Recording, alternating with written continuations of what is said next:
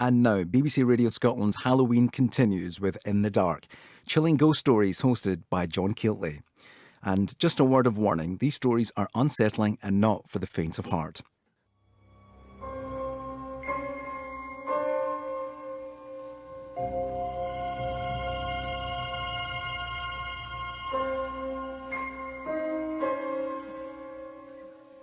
Welcome, everyone, to the Britannia Panopticon, the oldest surviving music hall in the world.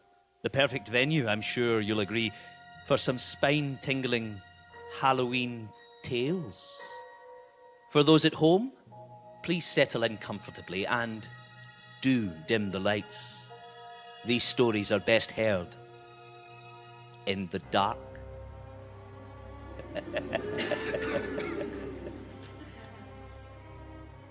Castles, scenes of horror or death. You expect ghosts there, don't you? What's an old mansion without its grey lady, or a secret passage without some hungry monster? But not your own home. Surely not. And yet, have you ever stopped to think about those who lived and died in your home before you ever stepped through the front door? Have you found traces of them? Scribbles on a wall? Something stuck in the floorboards or hidden away in some dusty corner? Just because you inherit something doesn't mean you get it for free. Please welcome Kirsty Logan with Domestic Magic, or Things My Wife and I Found Hidden in Our House.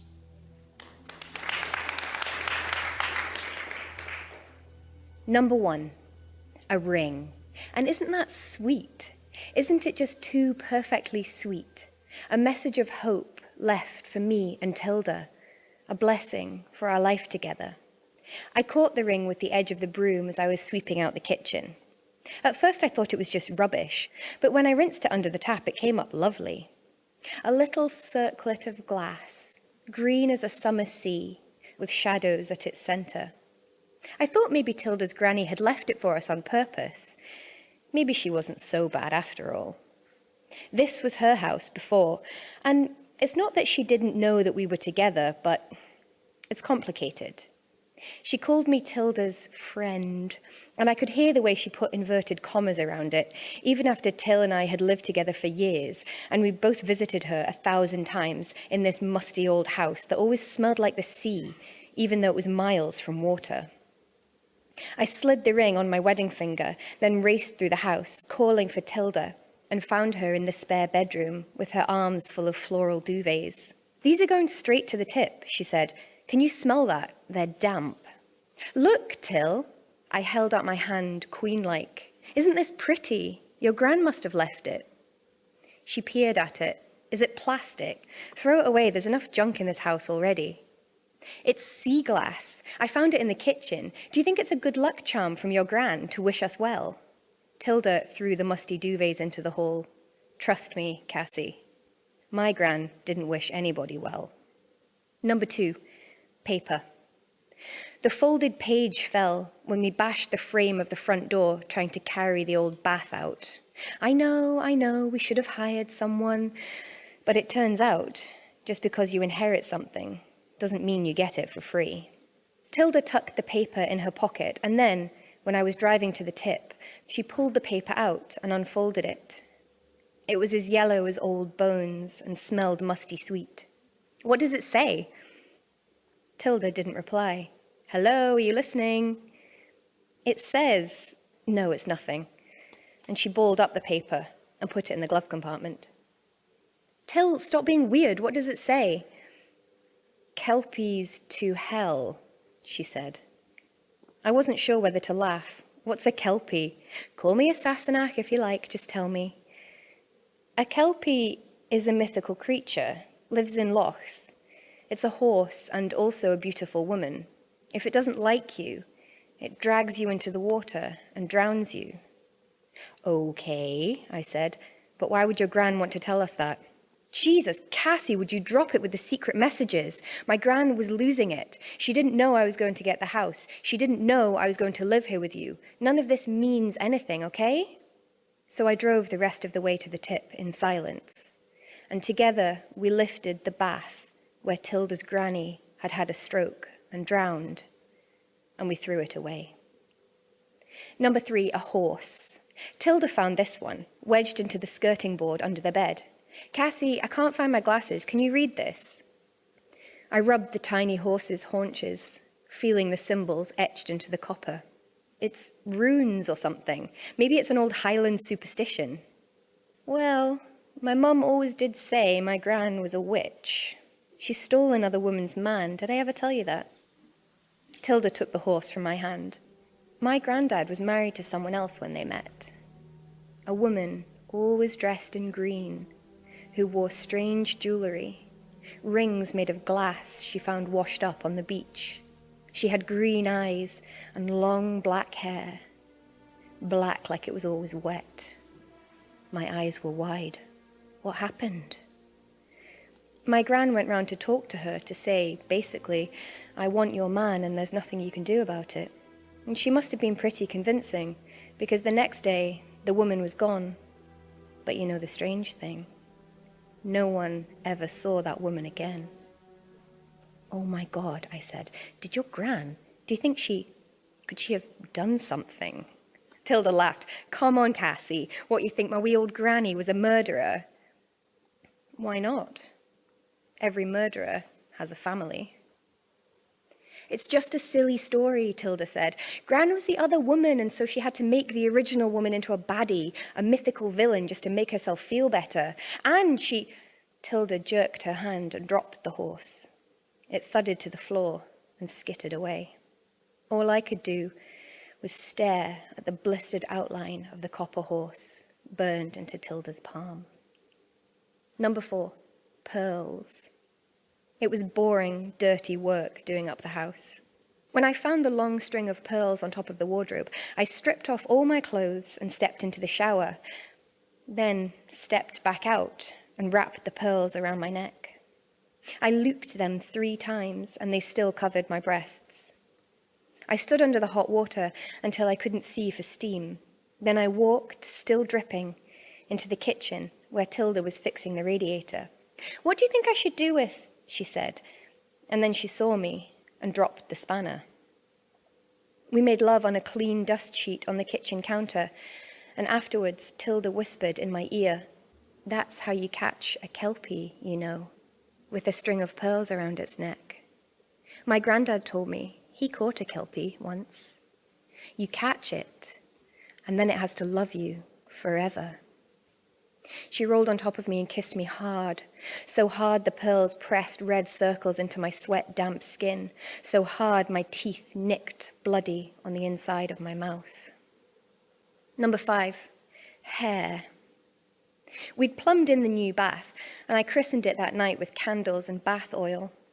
I never felt clean in this house. We'd scrubbed every inch, but still kept catching this smell, rancid and salt-heavy like old seaweed. Although I hadn't said anything to Tilda, I was worried that the walls were damp at the center, the house rotten to the core. I filled the bath full of the hottest water I could stand and slid right down. I felt my muscles relax into liquid and heard my heart boom, boom, boom. But was that my heart? Or was it hoofbeats? And then there was nothing holding me up, and I was underwater, water in my nose, water in my mouth, and I couldn't breathe, and I couldn't find the sides to pull myself out, and I felt water in my throat, water in my lungs, and I sank down into the darkness. Then Tilda was pulling me out, and I was crouching on the bathroom floor, coughing, breath rasping, and there was something wrong with my hand, something tight and tickling, and I reached for Tilda, and my fist was wrapped all around with layers of hair, long black hair. Number 6, a glass jar. At first, I couldn't tell what was inside. When I pulled it out of the night dark, damp, soft, finger-swallowing hidden place inside the bathroom wall, I thought it was jam.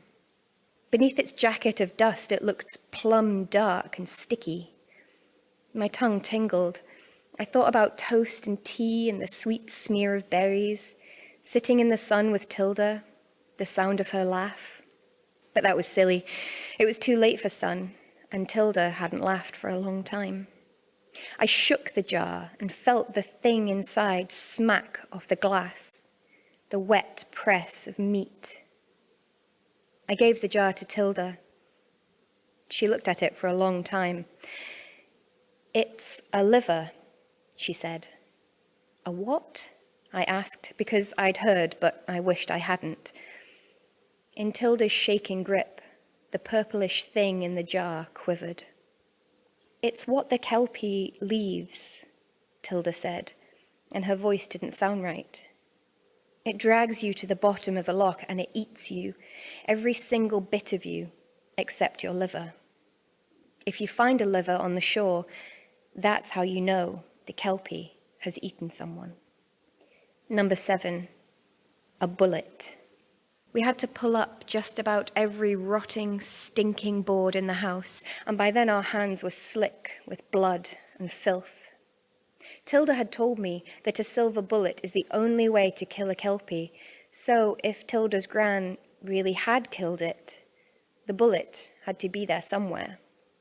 Her mistake, her haunting, was in keeping the thing. As proof, a memento, we'd never know. Then again, we knew that her bathtub drowning was due to a stroke. So I guess you can never really know anything. Tilda and I gathered up the ring and the paper and the horse and the pearls and the hair and the glass jar and the bullet, and we put them all in a box. We drove for hours until we got to the place where her gran had got her man. We climbed to the highest cliff, and we threw it all into the sea. We drove back to the house in silence, neither wanting to think about what we might find when we got there.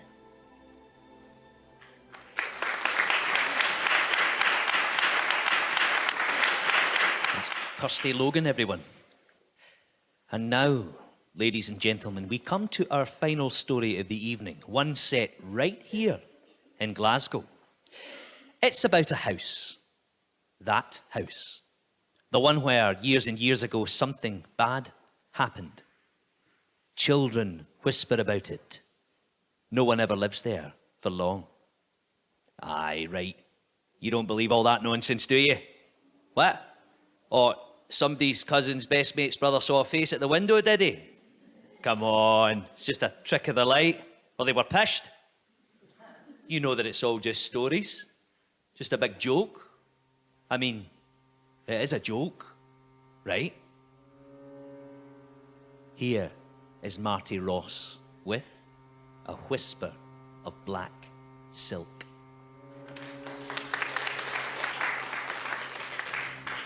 Ha ha, ha ha, ha ha. Well, it was just a joke, wasn't it? A laugh among the lads, a stag night gag, saying goodbye to one more good man lost. Good man, the best of the best, my mate, Big Malky, Big Alky, Malky, the times we had, Malky and me. Until up she popped out of nowhere. Her, that fancy piece of stuff coming out of nowhere with her fancy ideas, her college education, her Newton Mearns vows, winning the heart of Big Malky, winning them away from us, from me and the boys. What was left for us to do but, well, give him a stag night he would never, ever forget. It was Fat Frankie who came up with the best idea. Have we not heard, says Frankie, the story of Bonnie Annie Sharp? Well, of course, we all had. Wasn't it just round the corner? Yon big, old, decrepit, abandoned townhouse facing the dark end of Queen's Park. Wasn't that where it all happened? Way back in, 1867. Annie Sharp, a child of the Govan Hill tenements. But a girl wanting to make her way in the world. So she gets herself a job as the governess, the nurse to the children of a grand fancy pants widower, living in that grand old townhouse back in its grand old days. And they do say that of an evening, his nibs would tiptoe up the stairs all the way up to the top floor where the nursery was located and kiss the children goodnight. And then he would take Annie into a shadowy corner and kiss her too. Kiss her and more. But that all came to an end. For one day comes the announcement. His Nibs, the grand widower, he is engaged to be married, not to Annie, oh no. He's engaged to be married to some grand young lady from Park Circus up the West End, the sort of young lady a man like that would marry. As you can never, of course, never marry Govanhill Annie. So Annie's consigned once more up to the shadows of the top floor, the shadows of the nursery. One evening there's a grand soiree, a celebration for the marriage to be, popping champagne corks, toasting, yes, the bride to be. And then when that's all done and dusted, we kiss you goodnight, darling. See you at the church, my darling. And then his Nibs creeps upstairs to the nursery and attempts to say a wee sorry to the abandoned Annie. But it's too late. Annie has been sat up there in the shadows the whole night long, listening to the festivities down below, the festivities to which, of course, she's not invited. She's been chewing and gnawing on her long, long nails, till now those nails are all fractured and jagged and splintered. And they said at the inquest she'd pulled a bar off one of the children's cribs, pulled it off so it was all jagged and pointed at one end. And then when his Nibs comes in the door to say, Annie, my darling, I'm so sorry, she bolts forward, and with that jagged end, she drives it right in under his chest bone, and with those jagged, broken, splintered fingernails of hers, she tears the heart out of his chest. Well, of course, she goes to the gallows, but they do say, and here's the thing, they say that the ghost of Bonnie Annie Sharp still haunts the top floor. So there was the idea.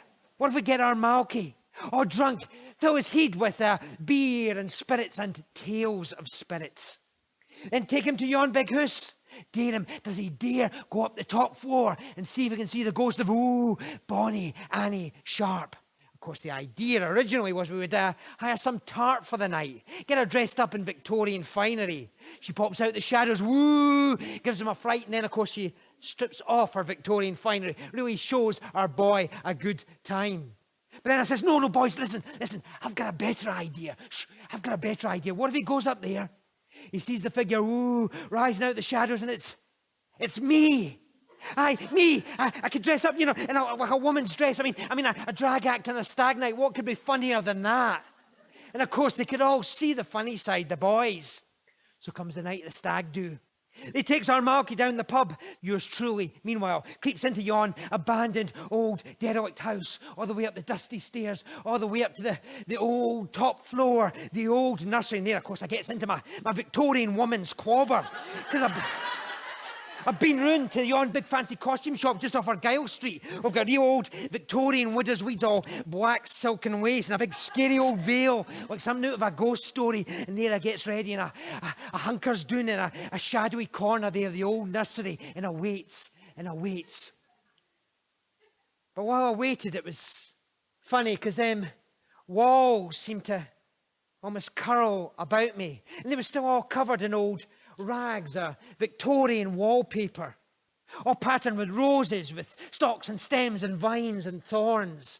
And here and there in the ragged wallpaper, I could see great tears down the wallpaper. And I wonders to myself, were those the tears that Annie, waiting, put there herself that very night with her long, jagged, broken fingernails? Surely not. But then commotion downstairs. I can hear the boys, all of them half cut. And I can hear them teasing our Malky. Does he have the nerve? Does he have the guts? Is he man enough to wander upstairs and see if he can see the ghost? Well, it's a stag night. A boy can't say no to a deer now, can he? So I hears him drunkenly beginning to stumble up them dusty stairs all the way up towards me. And up there in the nursery, I waits and I laughs to myself, quiet like, And then I wasn't laughing, because it was funny. Well, not really funny at all. Yon great big black Victorian woman's dress, it was so heavy upon me, and when I moved in it, it rustled. No, it didn't rustle. It whispered. And as it whispered about me, thoughts began to come into my head. I don't know from where, thoughts of how it must have been for Annie that night, all them years and years ago, abandoned there in the shadows, listening to him, his nibs, and his new girl downstairs. Abandoning her. We could feel how pained she must have been, abandoned there like a raw, open wound left there in the dark for flies and dust to gather. And I thought, it's not the same with me. Am I not being abandoned likewise by him as he runs off with his fancy piece? I mean, of course I knew it wasn't the same. It wasn't the same because I'm a man. I'm a man's man. I'm a man's man, so it's no the same. But all the same, what was that there? There, that figure over there just by the door. Oh, it was just my reflection in the great old, dusty, cracked, yellow mirror hanging there alongside the door. It was my reflection, wasn't it? Wasn't it? And then suddenly there he was in the doorway. Malky, I pulls on my veil. I steps forward, that dress rustling about. No, not rustling. Whispering. And big Malky there, he looks upon me and he laughs. Burps. And laughs. Who are you to laugh at me? Who are you to abandon me for that woman to leave me here in the dark? Who are you? Who am I? These hands here in front of me, whose hands were they? These long, jagged, ragged, splintered nails, were they my hands? And this here, suddenly here in my hand, some broken bit of furniture, some old bit of furniture, jagged at one end. Where did it come from? I didn't care. All that mattered was he was still laughing at me. He was laughing at me. He was abandoning me. And he would laugh at me no more. He would abandon me no more. It was funny, really. Big, strong, hard as nails, Malky, that chest bone on him. It opened up like a sardine tin I had rammed a kitchen knife through, revealing all his pink juices and meats beyond. Oh, I caught him in my arms, that dying breath he cast so warm into my face, that steaming heat he soaked me in, as the weight of him dragged us both down to the floor. And then he was nothing. He was just a mess on the floor, a great steaming reek. And then I could hear the boys downstairs calling up, "Are you all right there? Yeah, he didn't give you too much of a scare, did he? You all right, boys?" And then I could hear them coming up the stairs, stomp, stomp, stomp. And I thought I have to run, I have to hide. They can't find me here with this. They'll hand me over to, no. I had to turn, right, hide, here. This great dusty corner. I retreated into the dusty corner. There I huddled, but I knew they would see me the moment they came through the door. But it was funny. As I huddled there in that corner, it was as if all those stalks and stems and thorns and vines and the ragged wallpaper were winding themselves around me, winding themselves around and around me, dragging me deeper into the dark, deeper into the dusty dark. But suddenly there they was, the boys in the doorway. Fat Frankie screamed. Shug puked on the floor. Wee Timmy broke into tears. It was only Sean in the presence of mind to pull out his phone and tap out the number for Polis, help, Polis. And then they was coming across the floor, across the room towards me, and I knew they would see me any moment. And I huddled back further against that wallpaper where the vines and the stems almost seemed to snake around me, and they were coming closer. And then they was walking past me that way, walking past me this way, still calling as if they couldn't see me there. And then next thing I knew, the post was arriving outside, cars screeching to a stop. Doors opening, closing. The Polish feet stomping up the stairs, pushing the boys aside, shining their torches every which way, shining their torches upon that mess there upon the floor. And then towards the corner where I still cowered, where yes, I still felt those Those vines and stems and stalks and the wallpaper winding themselves all around me, where I seem to feel the brick and mortar of the house itself grinding its way through the marrow of my bones, where I could almost feel the dust and cobwebs of the place settling thicker in the curls of my mind, in the curls of my lungs. And as I looked out even upon them, it was as if I was looking out through cracked and dusty yellow glass, like the glass of the mirror over there. But still there I was in the corner. Here came the Polish torch beams, closer. And then the torch beams were going this away. The torch beams were going that away.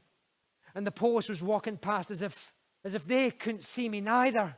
And then the next thing I knew, they was peeling that mess off the floor, carrying it out, all of them going, leaving me alone and unseen. And it was only then, you see, it began to come together in my head that I had been pulled, pulled into all in the house that was invisible. That was invisible and yet could never, not ever, be exorcised. I'd been pulled into the dust, pulled into the dark, pulled into the faded pattern of the tattered wallpaper. Most of all, I had been pulled into her. Pulled into Annie, herself unseen, herself never, ever seen, but always, forever there. And now you see, I don't even know who's telling you this story. Is it me or is it her? I mean, can you see me?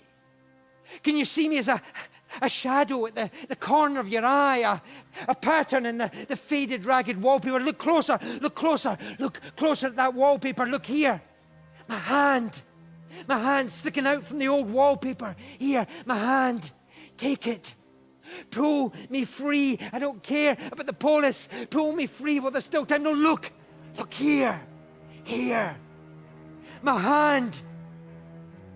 Take it.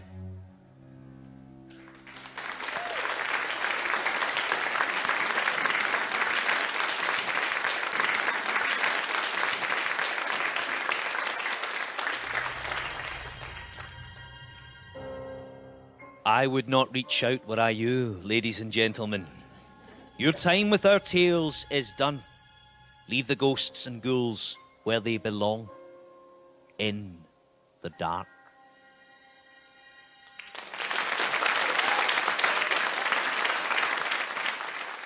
And there are further stories to chill the blood online. Just follow the links to In the Dark on the BBC Radio Scotland website. 92 to 95 FM, 810 medium wave, and on digital radio. BBC Radio Scotland.